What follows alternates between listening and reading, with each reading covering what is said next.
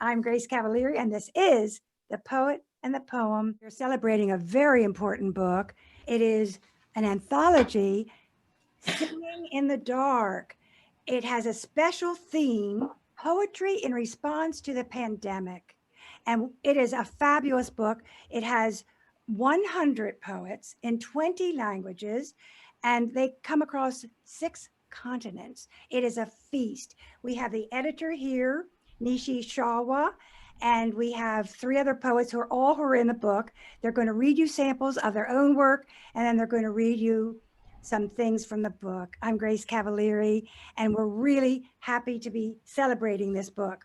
So I'm going to introduce the poet. And Bracken, do you want to give a hand when I say your name? Yeah.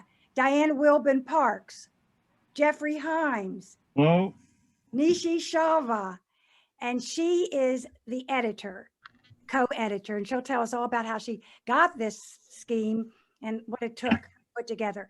So let's start by hearing a poem from each of our poets who are in the book. And I will tell you about Anne Bracken just quickly. Anne's awesome.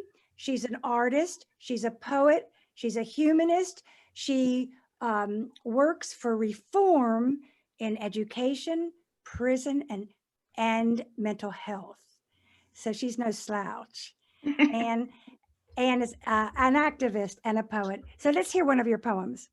Okay, thank you, Grace. It's a pleasure to be here with everybody. My first poem was inspired by a walk I took this spring. It's called The Importance of Flowers.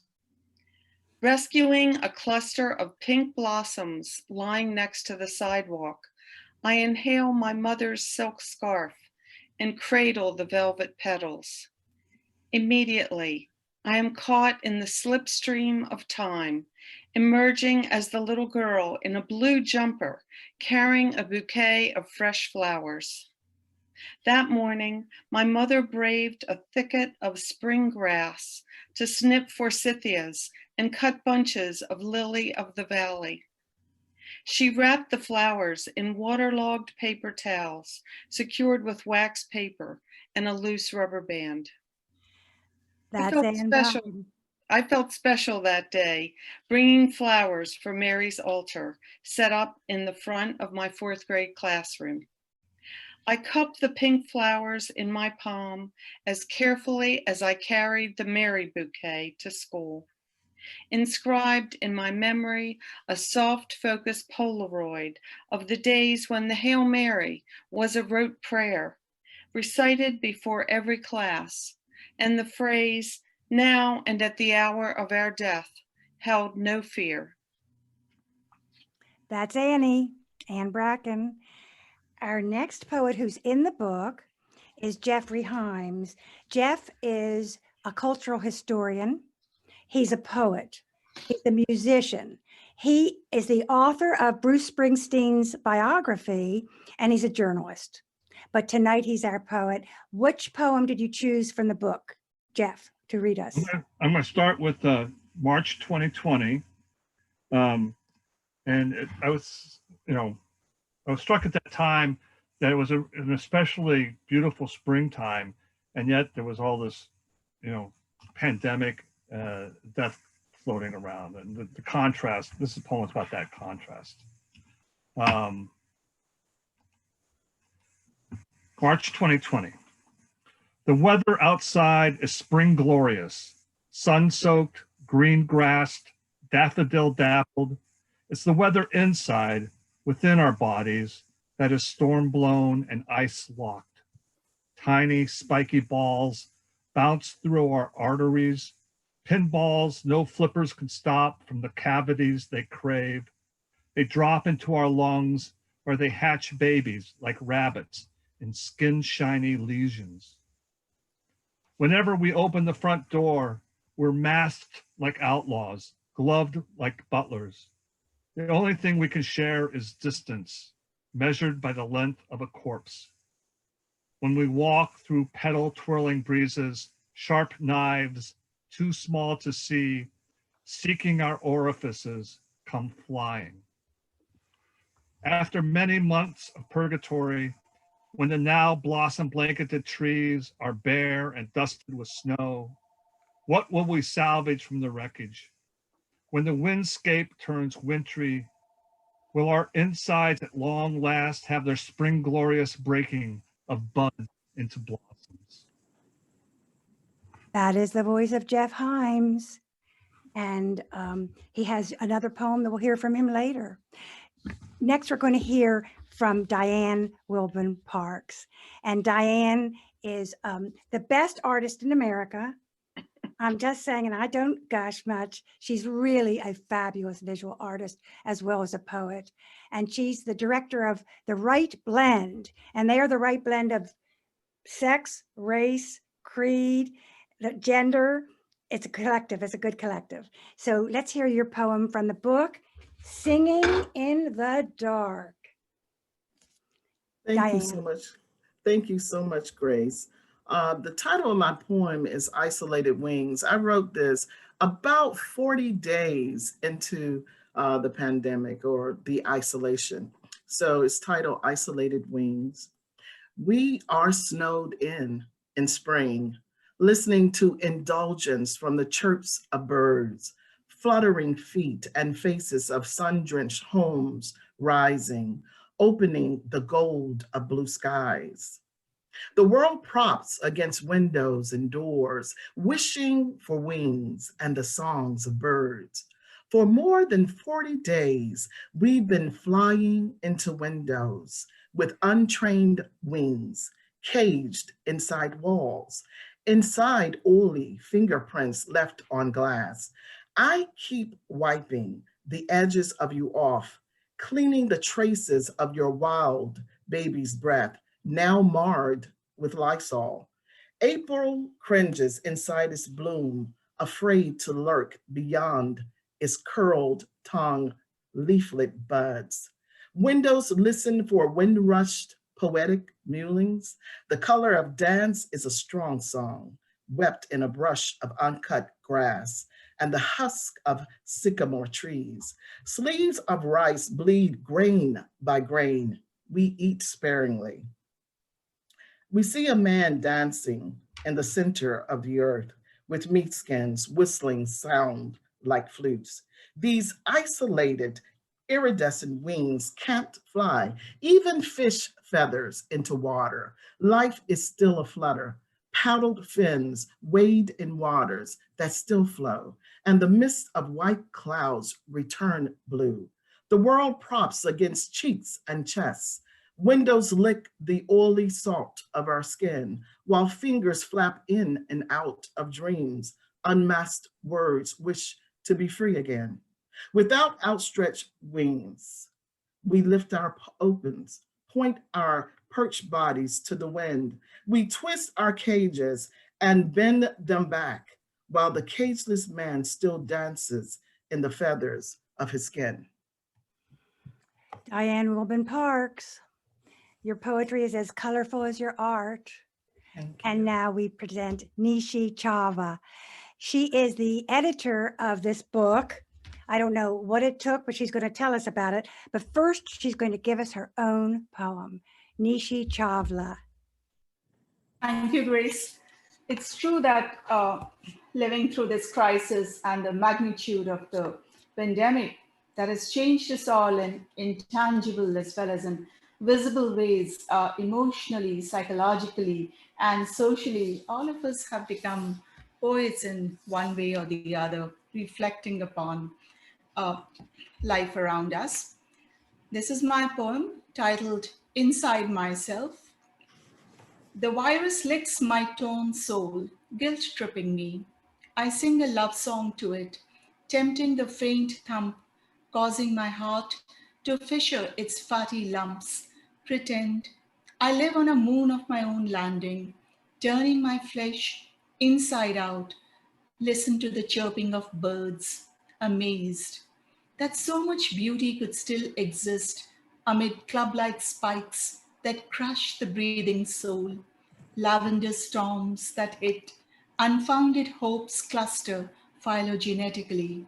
A pestilence that asks for enormous surcharges lethal as the protean cry of daggers stabbing me yet again, quietly slithering out, a warlike stratagem, as birds orchestrate their cheerful songs to each other, embraced in positive sense RNA. The hard truths that no flowers on our windowsills would relive, proteins that slice human voices, sliced lungs pause, then breathe. When I follow its replication pattern, somewhere a flood of tears ensue, attached to a host receptor, slyly pursuing a purpose-driven path. Winter turns into stunned spring, and yet the stalk of the spike molecules sticks, digs deep within, encodes hollow dreams, hollowed out. In the open fields, the birds shriek with intense, tormented sounds, adopt a transmembrane-like structure, and more are rendered mute, transfixed fear, packaging signals of sliding down, motionless companions that express a fear, triggering viral particles, spreading out, binding domains of dazed displeasure, disbelief, a tissue culture, receptors and protein that inject so much, a solar vision that gives me a new calm, a prayer that sparks nucleocapsids of refined pleasure, gone. I struggle with myself again, umpteen times more. Nishi Chavla, what ever got into you to think you could do this? What gave you the idea for this? How did you put it together? And tell us about your co-editor. To identify the exact moment of enlightenment or nirvana for anything that seizes the mind. On a primal level, inspiration sprang from our urge to make sense of what is happening in our lives as the crisis plunges us deeper into a new reality that is virus-driven. Human beings have long turned to creative expression in times of crisis. Well, every social and emotional crisis inspires and fosters creative expression. The poems in our anthology, of course, wrestle with the issues surrounding and confronting us now. The title, In the Dark Times, will they also be singing? Yes, they will also be singing about the dark times. We chose the title of an anthology from Bertolt Brecht, who is better known to the English-speaking world for his plays. Remember his epic theater? Although it was from his poetry that Brecht ventured into drama. So we all know that the most acute rendering of an era's sensibility is its poetry. Our poetry anthology, Singing in the Dark, includes over 100 poetic voices across the globe, responding to and reflecting on these unprecedented times as we are convulsed in and engulfed within the throes of the pandemic. The anthology is a kind of extended meditation on the very nature of our present reality. When I approached the noted Indian poet K. Sachidanand, a word about his biography. Dr. K. Sachidanand has been a professor of English literature. He has authored more than 30 books, about 25 poetry collections of poetry, several one-act plays. He's also been a journalist, a critic, noted critic, the CEO of India's Academy of Arts called the Sahitya Academy, also the director of the Kerala Literature Festival, where I actually met him. To come back to the point that when I approached the noted Indian poet K. Sachidanand and suggested that we compile a collection of poems on the theme of the pandemic, he readily agreed. So we plunged into our labor of love with an uncanny determination and passion. We also realized that it's important to make it a record of a somewhat traumatic, drawn out collective experience. The pandemic has altered us in several ways, of course, our sense of human interaction. So this anthology on a collection focused on a single theme and similar subject matter should be able to fashion and uncover a collective inner monologue by way of individual responses. And Penguin Random House was they responded very soon after we offered them the proposal. And that's how things we put together everything, compiled the anthology of about 400 pages. And then of course it had to be sliced down to about 350 pages or so. And it was released in, October, end of Pretty. October. It's really pretty. Thank you. Yeah, it's beautiful. It's really a hard-earned, hard-won work on your part. I know what it takes to go Yes. all through, to cull all those. Very intense. The summer was very intense, about 20 hours every day. I was working like crazy. I got a frozen shoulder and all of that. Nishi Chavla, she taught English in Delhi, India, and then migrated to this area in the DC area, and then started teaching at the University of Maryland. She's a dramatist, a poet, an educator, and we're going to hear more from her later. Now I'm going to ask our poets here to choose a poem from the book other than their own and set it up for us while you chose it, who it's by, and give us a little bit of a sense of the great feast that's in this book.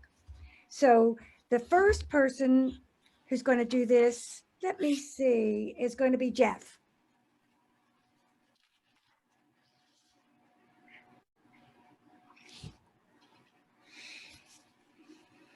You're muted, Jeff. Okay, I'm sorry. I'm going to read a poem by an Indian poet named Kumar Ambuj, translated from the Hindi. I really like this poem because it seems to combine Walt Whitman and Franz Kafka, and sort of chanting oratorical style of Whitman and the sort of metaphorical paranoia of Kafka, which seems to fit this pandemic era that we're going through. The title of this poem is Official Deaths Are a Superstition. They say that no one has seen it clearly till today, that like a virus, it can be anywhere. Whenever immunity is low, it catches hold. If someone runs away, a gunshot hits him on the back. If he stays still, a gunshot hits him on the forehead. Then comes the official statement. No one has died. Only a few people are missing. Then in the search for the missing people, many start to die. In the verandas of courts, secretariats, police stations, hospitals, in the fields and barns, in the prisons, in crowds, amid the springtime happiness of the majority, they fall with the falling leaves. The winds sweep them away into the universe. Even the Judicial Inquiry Committee learns nothing. People begin to die in such a way that they themselves don't know they have died. Dead men have no homes. Their own people refuse to recognize them, the way they refuse to recognize unclaimed bodies.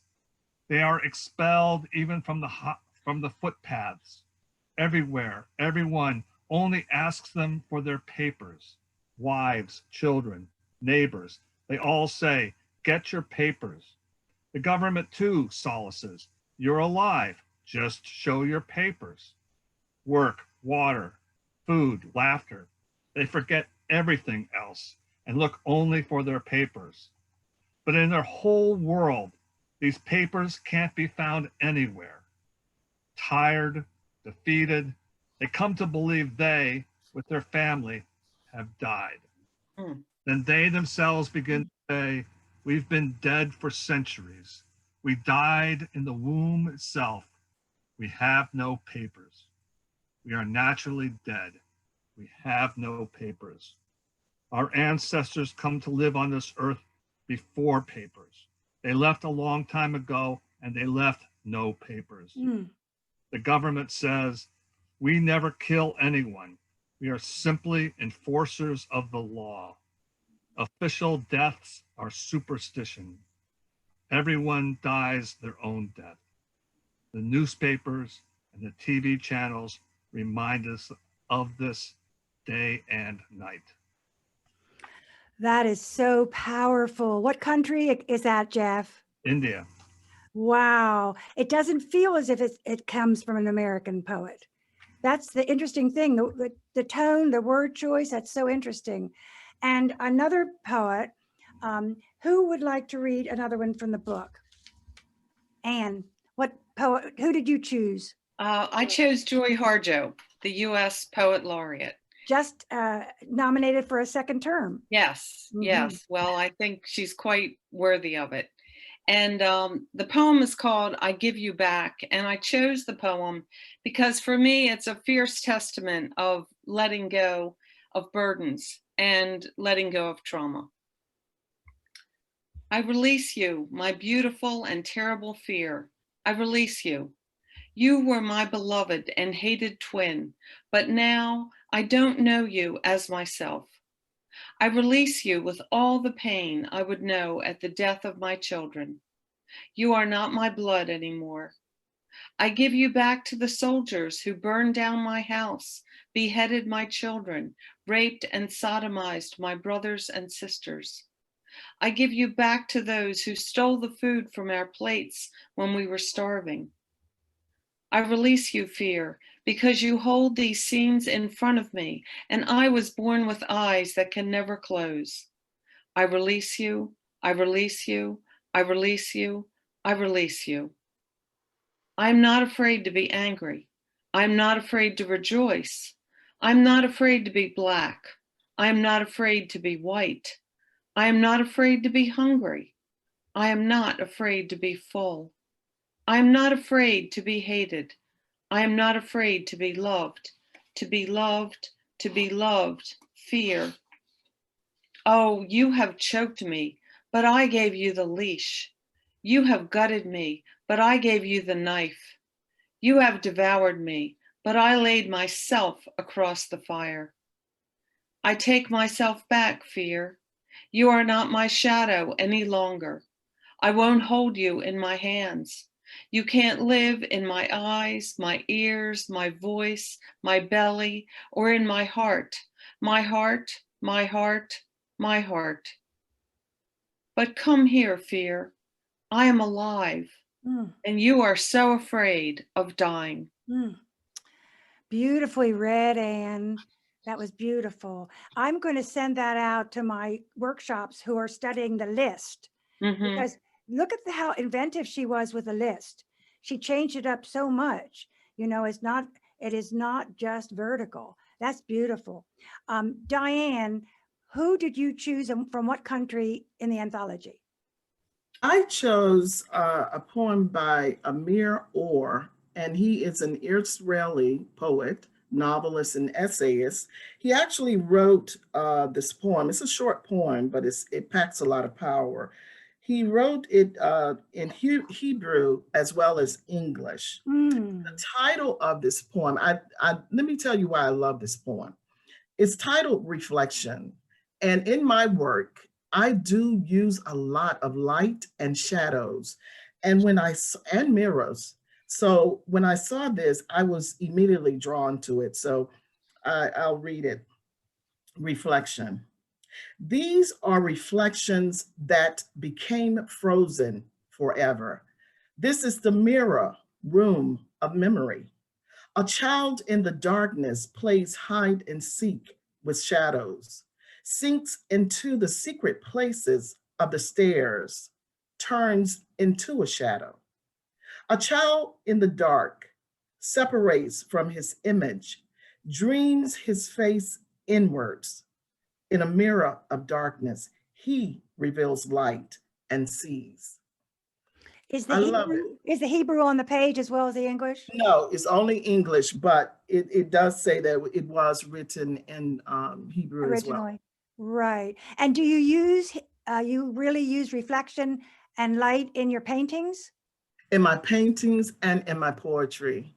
And what, Grace, what I love about this poem is that the child that's playing hide and seek, he plays hide and seek behind stairs and becomes a shadow. And then he dreams himself and sees his own face as he turns inwardly. So the reflection in this poet and his poem is so many places in the poem. I love it. It's fabulous. It's a prism. That's what this book is. I mean, really, it is. This book is a panoply of different ideas and thoughts and personalities. So, Nishi Chavla, who have you chosen to represent the book, and what country is it from? Grace, I've chosen Najwan Darwish, his poem titled The Last Mask. He's a Palestinian poet, and I liked it because the apparatus of poetry seems to be transformed in this poem. Let me read it out to you first. The last mask, I have not found it yet. The writing that liberates, that I once grabbed hold of, floundering in those suburbs, the writing that resembles passion and youth and the delights of the flesh in the way it surprises. I have not found it, and maybe I'll stop looking, for I'm busy with trifles. My knife is dull now, and I'm pretending I have no time to sharpen it. Time put on its masks and called to me from behind the newborn in the cradle, the infant on all fours, the child's first steps, the stumbling adolescent, the misgivings of the youth, and the grown man's despair. Time called to me from behind all the frail and aging promises when time has no more masks to wear. But now I've got to crawl and walk and stumble forward and chase down my misgivings and precede all the promises as I stretch myself out in the coffin. The last mask is in my hands and I must wear it now.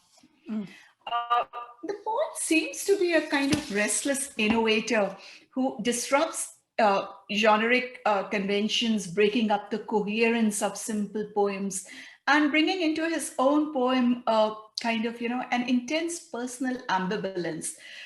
It's got its ellipses, its jagged edges. It seems to, disrupt formal coherence traditionally enforced by tonal and figural continuity. It gives us, so it's kind of, it gives us fodder for thought, and therefore I like it. Do you know this poet?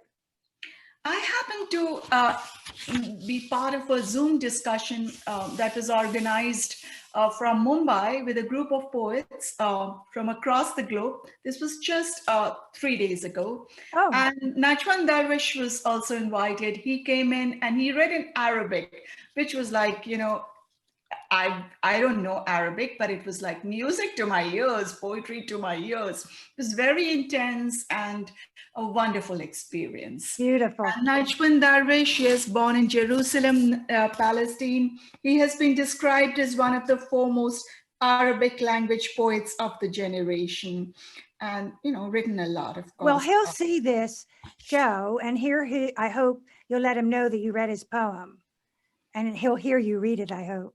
I shall definitely tell him, yes. And so we have an anthology of 100 voices from various countries. It's quite thrilling to be part of this. And I wanted Jeff to talk a little bit about why it matters. I mean, so what? So we have an anthology of 400, 300 pages. What is the significance of putting together all these voices from so many countries and crossing so many bridges? What does it say about our culture? I think we read anthologies for similar reasons to the reasons we read books by a single author. We read a book by a single author, we're trying to get a sense of the character and personality of that author. And when we read an anthology, we're trying to get a sense of the character and personality of a community. And a community that's defined by whatever reason the anthologist chooses. It could be a geographic community, it could be a thematic community, it could be a sort of demographic community. And in this case, it's a community that's united by this great historical event that we've been living through, of this pandemic. And, I think that by reading these poems, we get a sense of what it was like to be, to live in this time and to experience these things that we've been experiencing And that the great advantage of poetry, of course, is that we get both the subjective and the objective experience mixed together in a way that journalism can't match. Well said, Jeff. You always make clarity out of chaos, and sometimes chaos out of clarity. That was really nice, because I think if we keep sending poetry out there, it's like one more pillar keeping civilization from falling into the mud. That's the way I feel about it. And this anthology has 400 reasons. Let us go back to our own poetry in this. And Anne, you have another poem in the book. Yes, I do. You have a second poem. You're going to give it to us. Yes. What is it? It's Set it up. called In Need of Imagination. I wake to the call of the warbler, another morning where the flame of inspiration sputters under the intangible sense that life has been suspended. Preparing coffee feels fractious. The pulse and whir of grinding beans, the tangle of electric cords waiting for the day to begin, with toasting and blending and boiling. My country wraps itself in hubris, despite bridges routinely collapsing. Sunlight fractals on the brook. I hold a leaf in my palm, hoping for an end to the unsparing rigidity of the powerful. You bring that home. What's that last line again? I hold a leaf in my palm, hoping for an end to the unsparing rigidity of the powerful. Bring it home, Anne. Bring it home. You gotta have hope. Oh, really? Diane, you're going to read another one from the anthology. Yes, I am. And the title of this poem is Otters, and it is by E.V. Ramakrishnan. From what country? I believe, and you know what? It doesn't have where he, unless he's on the other side. I don't see where he. Ravi, does that sound like from India? Indian. Yes, from India. Indian. Okay, so I will read his poem. It is entitled Otters. Otters taught me how to be.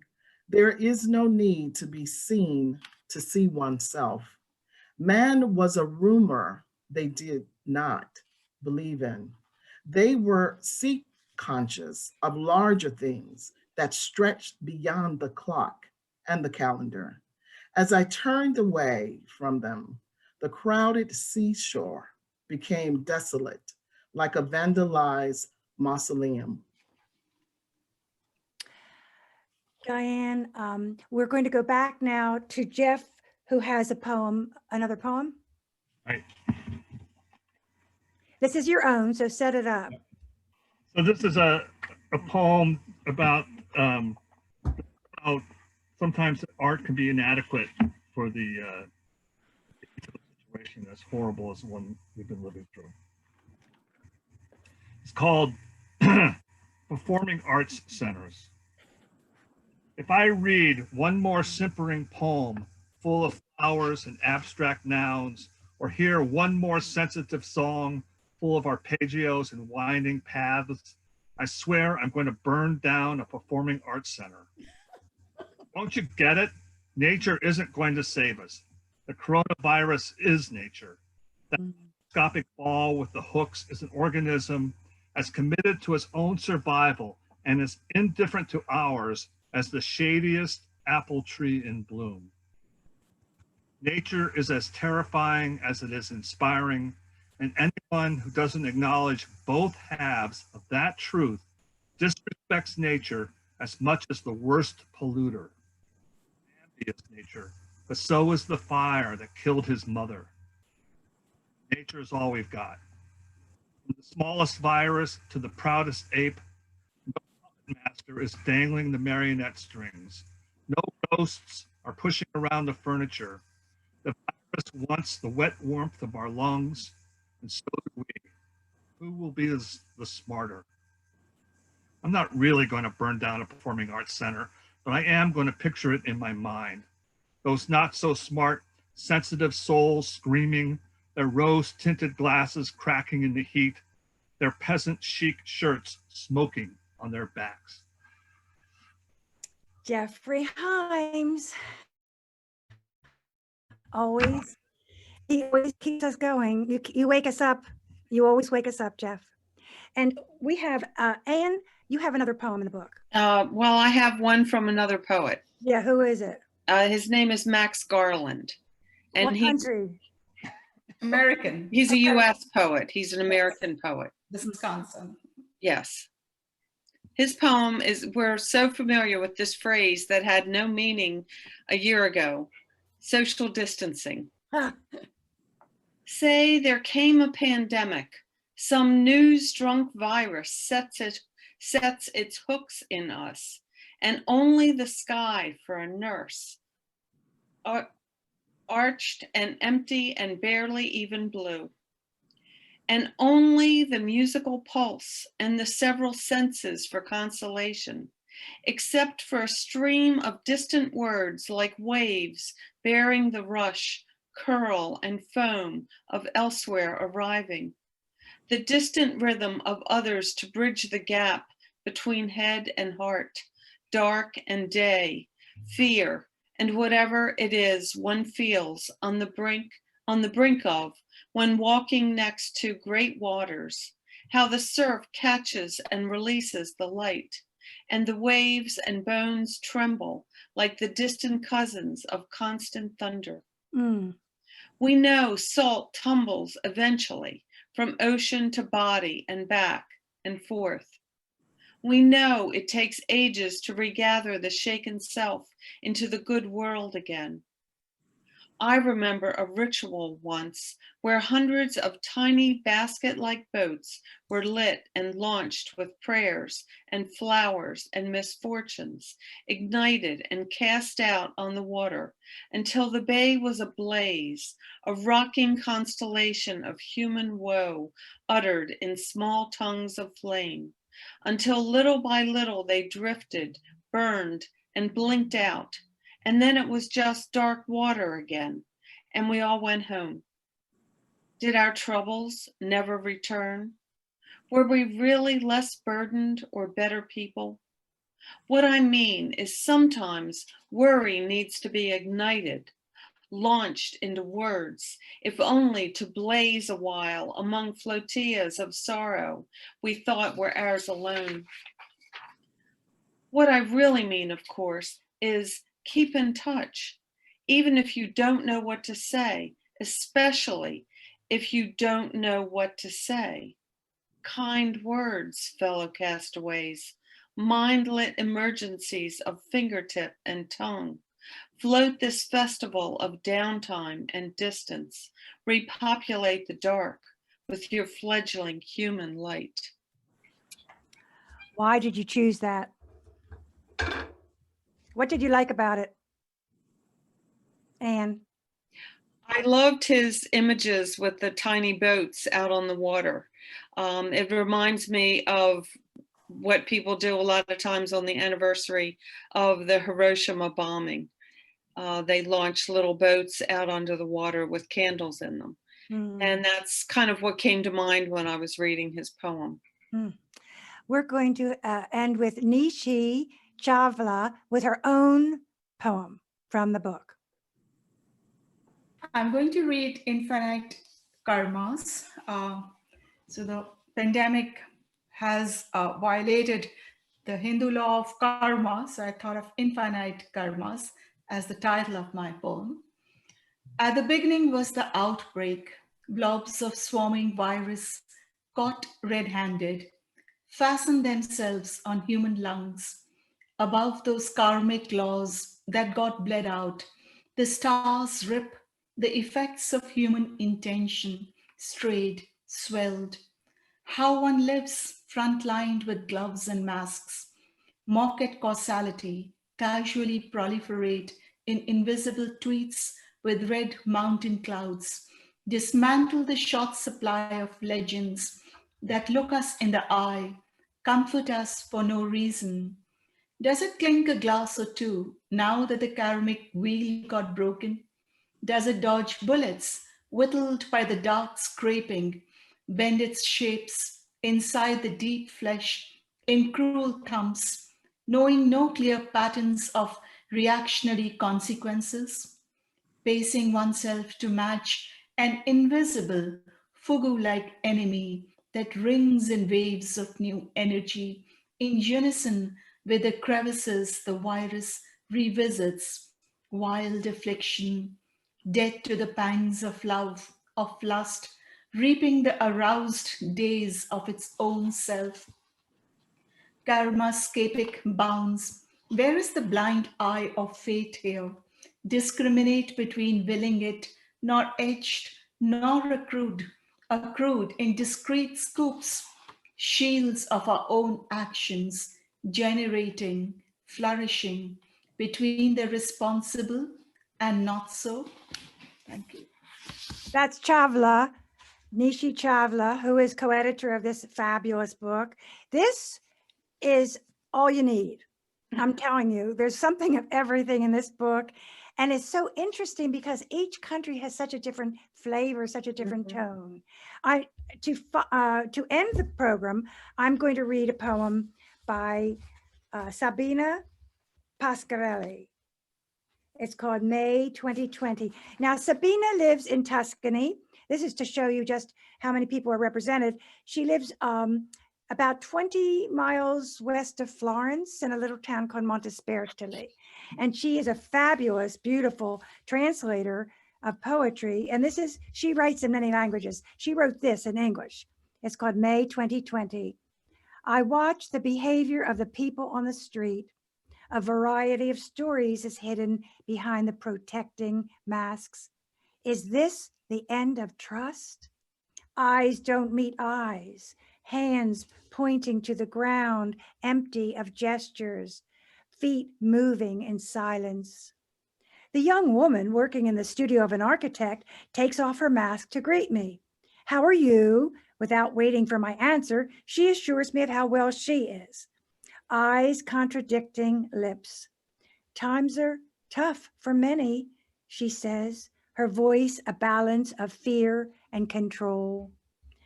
I wish I could say something of comfort. As she walks away, half down the street, I see her speak to someone else. Aimless love keeps us in its claws, I think. I don't know how this sentence comes to me. That's Sabina Pasquarelli. This is The Poet and the Poem. We wish it was from the Library of Congress, but we are in uno senso, in virtual reality. And someday we will be back in those marble halls again. I'm Grace Cavalieri. The funders for this show are the Ravada Foundation of the Logan family and the Sinipit Fund. We would like to dedicate this program to Jeannie Mosier, who is actually one of the world's greatest art activists and left us all Thanksgiving night at midnight. And she is the shiniest star in the sky right now, forevermore. So we want to dedicate this program to her. We ask if any of you want to review this book. You get a free book. Hey, what more could you ask for? And if you do want to review it, you have one of our emails, I'm sure, any one of you out there, but you have to tell us the literary magazine in which the review will appear, or else you don't get a free book, believe me. So if you can review it, let us know. I know everyone in the world has my email, I feel sure. So get in touch with us if you want it. Thank you, Nishi Chavla. Thank you, Chavla. Nishi Chavla. Thank you very much for Thank you, everyone. Thank you. doing this for us. And I'm Grace Cavalieri, and this is The Poet and the Poem in the Ether. Bye.